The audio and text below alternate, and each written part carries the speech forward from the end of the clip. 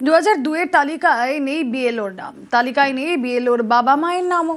রাজারহাটের জ্যাংরা পঞ্চায়েতের ঘটনায় জোর তর্জা। বিএলও বাদল চন্দ্র হালদার পেশায় সহকারী শিক্ষক, স্বেচ্ছায় বিএলও হননি বলে দাবি বাদল চন্দ্র হালদারের। বিএলওর নাম না থাকা নিয়েই রাজনৈতিক তর্জা শুরু। বিএলও আমরা তো ইচ্ছা করে হয়নি, প্রশাসন আমাদেরকে বিএলও করেছে। 2002 সালে তখন আমরা আত্মীয় বাড়িতে থাকতাম, তখন পাইনি, নাম ওঠেনি। এখানে তো আমার কোনো দোষ। আমাদেরকে যারা এভাবে 2002-এ ভোটার্স লিস্টের নাম নেই অথচ বিএলও ডিউটি চাপিয়ে দিয়েছে, এ ব্যাপারে ঊর্ধ্বতন যারা তারা এটা বলতে পারবেন যে কিভাবে বিএলও ডিউটিটা ধরানো হয়েছে। নির্বাচন কমিশনারের তো এটা ডিউটি যে কার ভোটের লিস্টে নাম আছে না আছে না দেখে তাকে একটা বিএলও বানালো। তা সে বিএলও নিজেরই নাম নেই, তার বাবারও নাম নেই, তাহলে সে মানুষকে কি করে পরিষেবা দেবে? কমিশনকে নিশ্চয়ই আরো সতর্ক হওয়া উচিত।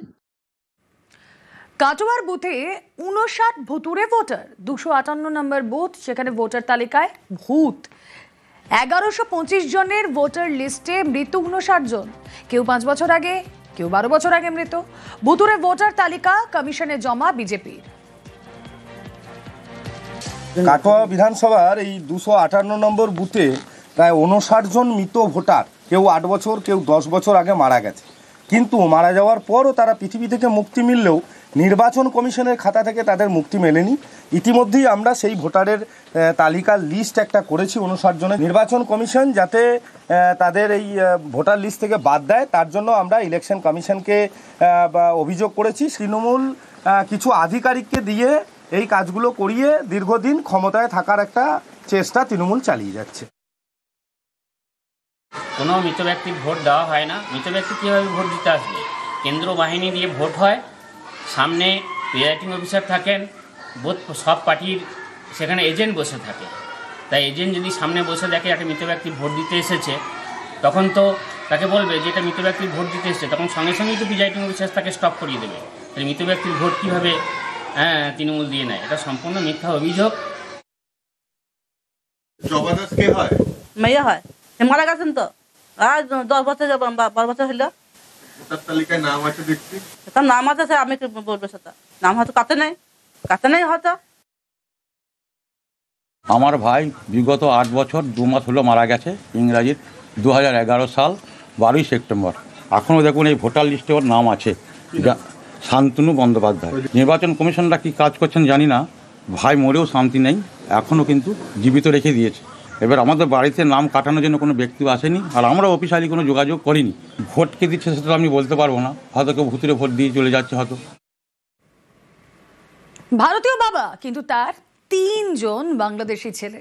এসআইআর চালু হতেই বাংলাদেশিদের বিরুদ্ধে সরব। হিঙ্গলগঞ্জের বাঁকড়া 119 নম্বর বুথের ঘটনা। ছন্নত গাজীকে বাবা সাজিয়ে ভারতে বাস 3 জনের।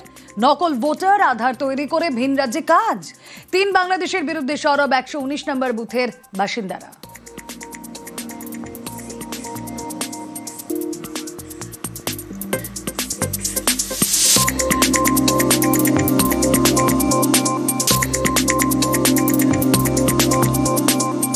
এক বছর ধরে ভারতে বসবাসের অভিযোগ খোঁজ নিয়ে দেখবেন বলে জানিয়েছেন বিএলও।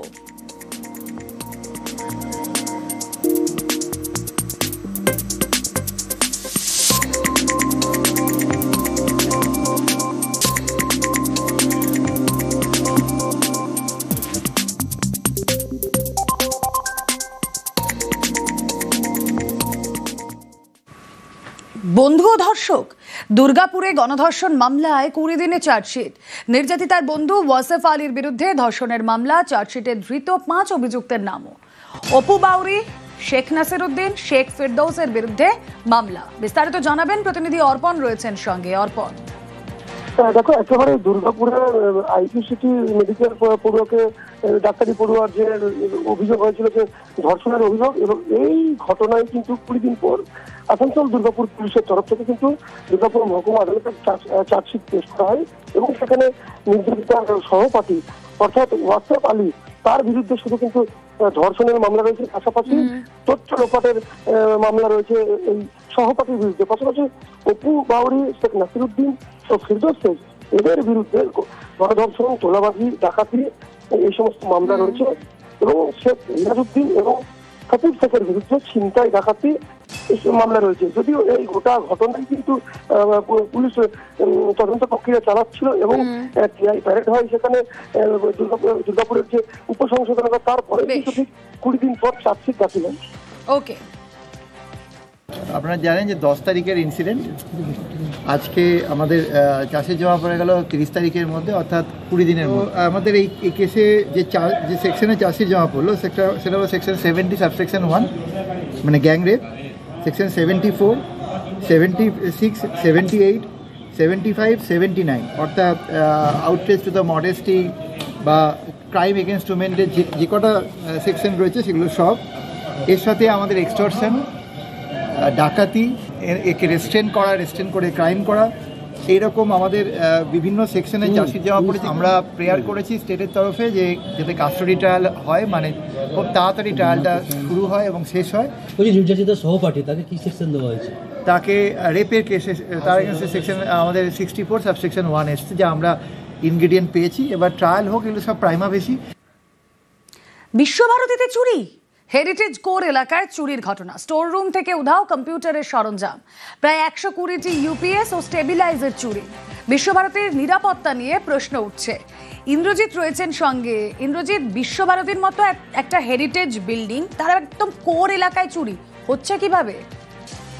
একদম যেটা বলে রাখবো, বিশ্বভারতীর যে কোর এলাকা, সেই একদম এলাকার মধ্যেই কিন্তু জাপানিজ এবং চাইনিজ ভবন, ঠিক তার পেছনেই হচ্ছে স্টোর রুম, আর ঠিক সেখানেই কিন্তু চুরি ঘটনা ঘটেছে এবং কম্পিউটারে স্টেবিলাইজার থেকে শুরু করে ইউপিএস সমস্ত কিছু চুরি হয়ে গেছে। ইতিমধ্যেই শান্তিনিকেতন থানায় লিখিত অভিযোগ দায়ের করেছে বিশ্বভারতী এবং পুলিশ তদন্ত শুরু করেছে। কিন্তু সব থেকে বড় প্রশ্ন, কিভাবে চুরি হলো সেটা নিয়েই কিন্তু বিশ্বভারতী যেসব আশ্রমিকরা রয়েছে তারা কিন্তু প্রশ্ন তুলছে। ওকে, এসআইআর আতঙ্কে আত্মহত্যা তোপ মমতার। এক্সপোস্টে বিজেপি এবং নির্বাচন কমিশনকে একযোগে নিশানা। স্বরাষ্ট্রমন্ত্রী কি দায় নেবেন? প্রশ্ন তুলেছেন মুখ্যমন্ত্রী মমতা বন্দ্যোপাধ্যায়। আগরপাড়ার প্রদীপ করের মৃত্যু উল্লেখ করে তোপ। এক্স হ্যান্ডেলে পোস্টে ইলামবাজারের ক্ষিতীশ মজুমদারের মৃত্যুর প্রসঙ্গও এনেছেন মমতা বন্দ্যোপাধ্যায়। দিনহাটায় আত্মহত্যার চেষ্টার ঘটনা নিয়েও সরব মমতা বন্দ্যোপাধ্যায় এবং তিনি বলছেন স্বরাষ্ট্রমন্ত্রী কি এর জবাব দেবেন? পরিবার পরিজন নিয়ে নিজেদেরই ভিটে থেকে উচ্ছেদ করা হতে পারে, এই আতঙ্ক যাদের মনে ঘিরে বসেছে, এই ভয়ে পশ্চিম মেদিনীপুরের কোতোয়ালির 95 বছরের ক্ষিতীশ মজুমদার জীবন শেষ করে দিলেন, যিনি তার মেয়ের সঙ্গে বীরভূমের ইলামবাজারে থাকতেন। এই রাজনৈতিকভাবে প্ররোচিত মর্মান্তিক ঘটনার জবাব কে দেবে? স্বরাষ্ট্রমন্ত্রী কি দায়িত্ব নেবেন? প্রশ্ন তুলছেন মমতা বন্দ্যোপাধ্যায়।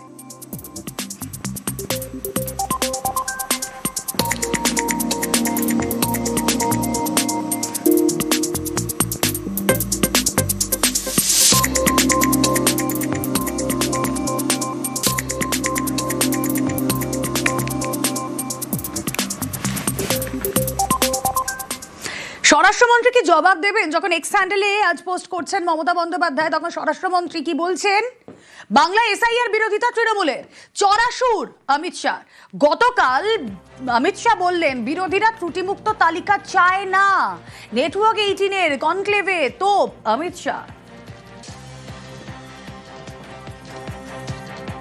कितने सारे लोगों की मृत्यु होती है, कितने सारे नए मतदाता आते हैं, कितने सारे लोगों के एड्रेस बदलते, ढेर सारे घुसपैठिए घुसे। तो मतदाता सूची का शुद्धिकरण होना ये बहुत जरूरी होता है, पर मैं नहीं समझता इसमें सहयोग करने की जगह विपक्ष क्यों इसका विरोध कर रहा है। उनको दूषित मतदाता सूची ही चाहिए जिसके आधार पर वो असली जनादेश को छिपा सके, इसलिए वो इसका विरोध करते हैं।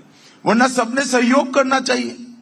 हर बूथ में हर पार्टी को अपना एजेंट बनाने की छुट्टी दी है चुनाव आयोग ने। हर स्तर पर सुनवाई की प्रोविजन रखा है। सुप्रीम कोर्ट तक गए, सुप्रीम कोर्ट ने भी इसको अप्रूव करा। अब क्या आपत्ति है? मैं तो समझ नहीं सकता। केवल घुसपैठियों को बचाने के लिए विशेषकर बंगाल और बंगाल की मुख्यमंत्री एसआईआर का विरोध कर रही है। भारतीय जनता पार्टी एसआईआर की एक्सरसाइज के साथ, एनडीए एसआईआर की एक्सरसाइज के साथ एक मुश्त होकर चुनाव आयोग के समर्थन में। এসআইআর এর নামে চুপি চুপি কারচুপি, কমিশনের বিরুদ্ধে সরব তৃণমূল। 2002-এ ভোটার লিস্টের নাম থাকলেও এখন উধাও। পোর্টালে আপলোড করা তালিকায় নাম বাদ। হাজার হাজার বৈধ ভোটারের নাম বাদের অভিযোগ। আপলোডে কারসাজির অভিযোগ তৃণমূলের। এসআইআর এর প্রসেস আনুষ্ঠানিকভাবে শুরু হওয়ার আগেই একাধিক এলাকা থেকে অভিযোগ আসছে এসআইআর নাম করে বিপুল সংখ্যক ভোটারের নাম ভোটার লিস্ট থেকে বাদ দিতে শুরু করেছে। 2002-এর ভোটার লিস্টের নাম থাকাটা একটা অন্যতম মাপকাঠি। এইবার দেখা যাচ্ছে 2002-এর যে ভোটার লিস্ট, যার হার্ড কপি অনেকের কাছেই আছে, যারা রাজনৈতিক প্রক্রিয়ায় ছিলেন অনেকের কাছেই থাকবে, তো সেখানে নাম আছে, অথচ এই 2002-এর ভোটার লিস্ট বলে যেটা এখন ওয়েবসাইটে আপলোড করা হয়েছে তাতে বিপুল পরিমাণ ভোটার নেই। এটা কি করে হতে পারে? তারা কোথায় যাচ্ছেন? তার ব্যাখ্যা কোথায়? আর এসআইআর শুরু হওয়ার আগে কি করে এই কারচুপিটা হতে পারে? এই জন্যই আমরা পরিষ্কার বলছি, চুপি চুপি কারচুপি। এসআইআর ব্যাহত করতে ভিত্তিহীন অভিযোগ তৃণমূলের, কুণালকে পাল্টা দেবজিৎ সরকারের। যদি এরকম কোথাও হয়ে থাকে যে 2002-তে বৈধ ভোটার ছিলেন, তার নাম এই মুহূর্তে অনলাইনে যে ভোটার লিস্ট এসেছে 2002-তে, সেই লিস্টে তার নাম নেই, তার উত্তর দেওয়ার দায়িত্ব হচ্ছে কেন্দ্রীয় নির্বাচন কমিশন। ভারতীয় জনতা পার্টি এর কোনো উত্তর দেবেন না। কিন্তু তৃণমূল কংগ্রেস যেভাবে এই সব মন গড়া কথা কিংবা খাতা অর্থসত্য এইসবকে সামনে রেখে চিৎকার চেঁচামেচি করছে, তাতে এসআইআর এর প্রক্রিয়াকে ব্যাহত করছেন, সাংবিধানিক সমস্ত ব্যবস্থাকে ওনারা সরাসরি চ্যালেঞ্জ করছে এবং ওনারা এইটা করে এসআইআর এর মান্যতা বা গ্রহণযোগ্যতা সম্বন্ধে একটা বিভ্রান্তি তৈরি করার চেষ্টা করছেন জনমানুষের। এসআইআর এর নামে ভোটারদের নাম বাদ। বিজেপি অফিসে বসেই চক্রান্তের অভিযোগ, কারচুপির তদন্তের দাবি তৃণমূলের। মন গড়া কথা বলার সীমা থাকা উচিত, ত্রুটি থাকলে শোধরানোর দায় কমিশনের। বিজেপির কোনো ভূমিকা নেই। কুণালের অভিযোগ শুনে খণ্ডন দেবজিৎ সরকারের।